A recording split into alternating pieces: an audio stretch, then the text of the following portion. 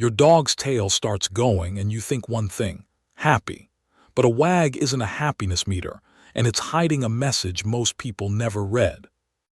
Picture it, you walk in the door, the tail's going like crazy and you melt, "Oh, you missed me." But that exact same wag can show up when your dog is nervous at the vet, sizing up a strange dog, or about to do something it shouldn't. A wag can mean joy, but also excitement, tension, even unease. And here's the genuinely astonishing part. Scientists discovered that the direction your dog wags, to the left or the right, carries a hidden emotional signal. Other dogs can read it. Almost no human ever notices. So today we're going to fully decode the tail, where wagging even comes from, what every kind of wag really means, the hidden science of the direction, and how to read your dog's emotions in real time, often better than the people standing right next to it. Let's get into it. Let's kill the biggest myth first. A wagging tail does not automatically mean a happy, friendly dog. What a wag really tells you is that the dog is emotionally aroused, it's feeling something and feeling it strongly. A lot of the time that something is joy, but a tense dog wags, an overexcited dog wags, a frustrated, conflicted dog wags, even a dog that's about to act aggressively can wag. The tail moving back and forth only tells you the emotional volume is turned up, not whether the emotion behind it is good or bad. This is exactly why people get bitten by a dog that was wagging the whole time. They saw the tail moving and read it as friendly, come say hi. But the wag was never a green light, it was just telling them the dog was worked up, and a worked-up dog can tip either way. Trainers and vets see this constantly. An owner insists, but he was wagging right after a bite because they were reading the tail like a mood ring instead of a volume dial.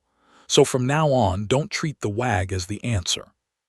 Treat it as a flashing sign that says, "There's emotion here, now read it properly." And to read it properly, it helps to understand something most people never think about: why dogs wag their tails in the first place. Here's something that'll reframe the whole thing. Dogs aren't born wagging. A newborn puppy doesn't wag its tail at all. Wagging only starts to appear at around 3 to 4 weeks of age, and it really kicks in around 6 or 7 weeks, and that timing is the clue. 6 to 7 weeks is exactly when puppies start seriously interacting with their littermates, playing, competing, learning the rules of being a dog. In other words, wagging shows up precisely when social life begins. That tells us something important. Wagging isn't a leak of happiness. It's communication, a social signal that developed to send messages to others. And here's a detail that proves it. Dogs mostly wag when there's an audience. A dog walking alone, or eating alone, or even spotting something interesting with nobody around, often doesn't wag much at all. But put a person or another dog in the picture and the tail comes alive. Wagging is largely directed, aimed at someone. So your dog's tail isn't a mood meter idling in the background. It's a deliberate broadcast sent outward to communicate. Which means every wag is your dog talking. And now we can learn the actual language, starting with the dial. Think of your dog's tail as a dial, not an on-off switch, and several things turn that dial.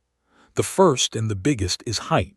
A tail held high above the back signals confidence, alertness, or high arousal. A tail held low near the legs signals uncertainty, and a tail tucked right under the body signals fear or submission. A tail at a relaxed, natural middle height usually means a calm, comfortable dog. Height is basically your dog's confidence meter. The higher the tail, generally the more sure of itself, sometimes to the point of aggression, and the lower the tail, the more worried or submissive. The second thing is speed and stiffness, and they work together. A fast, loose, whole-body wiggle, where the dog's entire back end swishes along with the tail, is the classic friendly, happy dog. But a fast, stiff wag, where the tail is held high and only the tip vibrates, is a completely different message. That's often a tense, highly aroused dog that hasn't decided what it's going to do. A slow, almost hesitant wag usually means the dog is unsure, still reading the situation. And then there's the best one, that big, sweeping, circular helicopter wag, where the tail spins round and round like a propeller. That's almost always a genuinely delighted dog, and they often save it for the people they love most. A handy rule of thumb: the broader and looser the wag, the friendlier the dog usually is. The higher, stiffer, and more vibrating the wag, the more aroused and unpredictable it may be. Put it all together, height plus speed plus stiffness, and you can already read your dog far better than happy or not. But before we go further, there's one big catch, because not every dog's tail starts from the same place. Here's the catch. A neutral tail position isn't the same for every dog. It depends on the breed. Some dogs naturally carry their tails high or curled right over the back. Think of a Husky, a Pug, or a Shiba. Their resting tail is already up, so high doesn't automatically mean aroused for them. Other breeds, like Greyhounds and Whippets, naturally carry their tails low, almost tucked, even when they're perfectly relaxed. So you can't read every dog against the same ruler. The fix is simple but important. Learn your own dog's normal, resting tail position when it's calm and content, and then read changes from that baseline. For your dog, what does relaxed look like? What does up and alert look like? Once you know it's normal, the shifts jump out at you. It's also worth knowing that breeds with tightly curled tails, or dogs with docked or naturally short tails, simply can't signal as clearly, which can actually cause genuine misunderstandings between dogs. But for most dogs with a normal tail, the dial works beautifully, and now comes the part almost nobody knows. Here's the discovery that'll change how you watch your dog forever. Back in 2007, a team of Italian researchers ran a beautifully simple experiment. They took 30 dogs, showed them different things, and carefully filmed and measured which side each dog's tail wagged toward, and they found something nobody expected. When the dogs saw their own owner, a strongly positive thing, they wagged more to the right. When they saw something they wanted to back away from, like a large, unfamiliar, dominant dog, they wagged more to the left. They even saw a smaller right bias for an unfamiliar but harmless human. The side of the wag was tracking the emotion. So why would the direction matter? Because emotion is split across the two halves of the brain.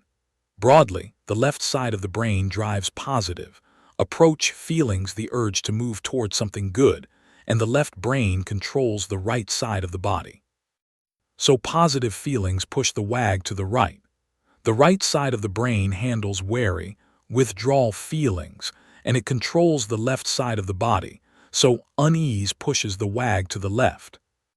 In other words, your dog's tail is quietly leaking which half of its brain just lit up.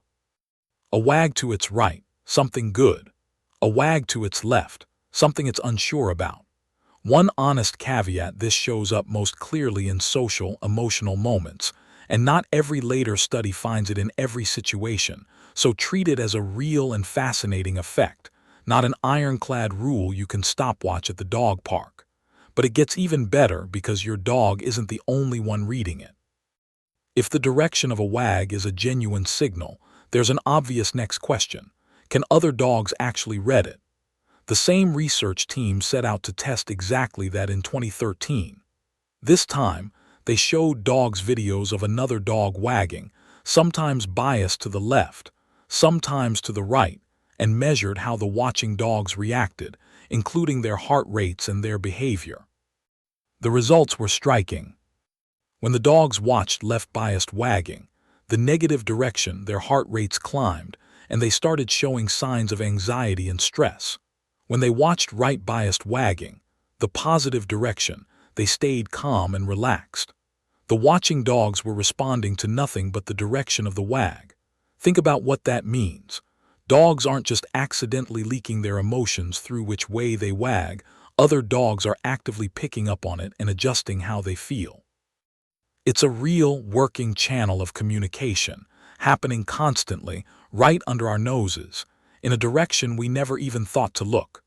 Your dog's tail isn't decoration, and it isn't random. It's a language, a whole conversation between dogs that we've mostly been blind to. So let's make sure you're no longer blind to it. By decoding the wags you'll actually see every day. Let's translate a few real situations you'll recognize. The classic greeting wag, loose, swishing, often with the whole rear end wiggling and the tail at medium height, is a friendly, happy hello. The full helicopter spin when you walk in the door, pure joy, your dog genuinely missed you. Now your dog meeting a new dog, watch closely. A loose, relaxed, mid-height wag means it's comfortable, but a high, stiff wag with just the tip going and the body tense. That's tension, not a green light to let them rush together. Then there's the wag people misread the most. You come home to a mess, and your dog gives a low, fast wag while crouching or creeping toward you. That is not a guilty wag, and it's not happiness, it's appeasement and anxiety. Your dog is reading your body language and trying to calm you down. And one more. A dog locked onto a squirrel with a stiff, high, fast wag isn't being friendly at all, that's pure predatory arousal. Same tail, same motion, completely different meaning every single time, which is exactly why you never read the tail alone. You read the whole dog. So let's finish with how to actually do that. Here's how to put it all together, and the golden rule is simple. Stop reading the tail on its own and read the whole dog. The tail tells you the volume of the emotion. The rest of the body tells you what kind. So look at the full picture. A loose, mid-height, wiggly wag with a soft face, a relaxed body, maybe a little playbow. Happy, comfortable dog, enjoy it. But a high, stiff, fast wag paired with a tense, frozen body, a hard stare, or a tightly closed mouth. That's an aroused dog that may not be friendly at all. Give it space, even though the tail is going. This matters most of all with children, so please teach them this directly. The tail is wagging does not mean the dog is safe to pet. So many bites happen because a child saw a moving tail and reached straight in. Train kids, and honestly, plenty of adults too, to look at the whole dog first. The tail, the ears, the eyes, the mouth, and the body all together. Because here's the beautiful truth. That little tail is one of the most honest things about your dog. It can't lie and it can't hide. It broadcasts your dog's feelings constantly, in real time. The height, the speed, the stiffness, even the side it leans toward, all of it a running, honest report of what your dog feels. Your dog has been telling you everything with its tail this entire time. Now finally, you can read it. If you want to keep learning what your dog is really telling you, all backed by real science, subscribe. Every week, we decode another behavior so you can understand your best friend more deeply than ever. See you in the next one.